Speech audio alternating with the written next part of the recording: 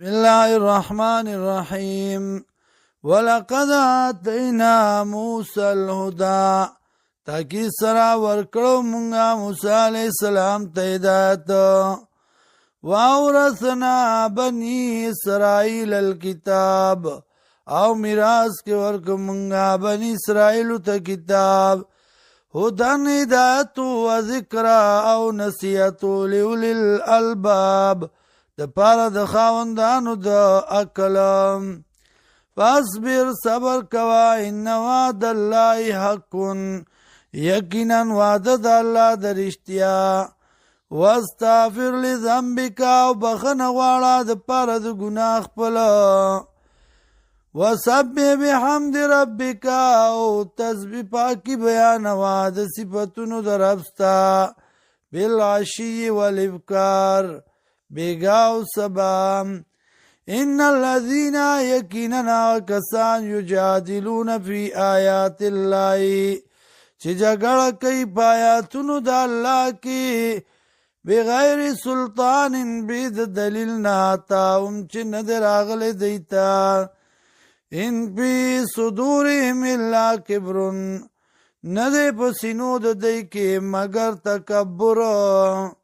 ما هم ندی دی ببالغیهم ندی دی رسیدون کی اغیتا یعنی داغی پورا کیدلو تام فاستعذ بالله پنا غواړه په الله انه هو السمیع البصیر یقینا دا الله دی اوریدونکی او لیدونکی لخلق السماوات والارض خامخا پیدایش د اسمانونو او د زمکو اکبر ډیر لوی دی من خلق الناس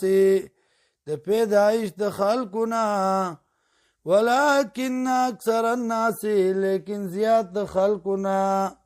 لا يعلمون نپویږي وما يستوي الاعمى والبصير او ندی برابر ړوند او لیدونکی والذین کسان آمنوا چې ایمان راوړل دي وعملوا الصالحات او عمل کوي موافق د سنت وللمسیء او نه بدکاران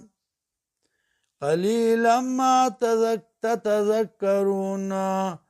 ډیر لږ دی هغه چې پند اخلي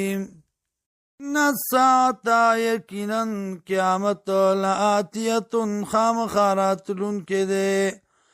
لا ریب فیا نشتے شک باغی کی ولیکن اکثر الناس لیکن زیاد خلقنا لا یومنون ایمان نراوڑی وقال ربکم ادعونی استجب لکم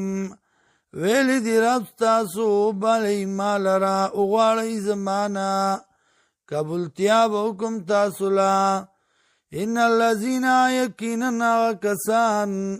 یستکبرون چې تکبر کوي عن عبادتی د عبادت زمانا سیدخلون زرد چې دنه بکم دی لرا جهنم تا داخرین ذلیلا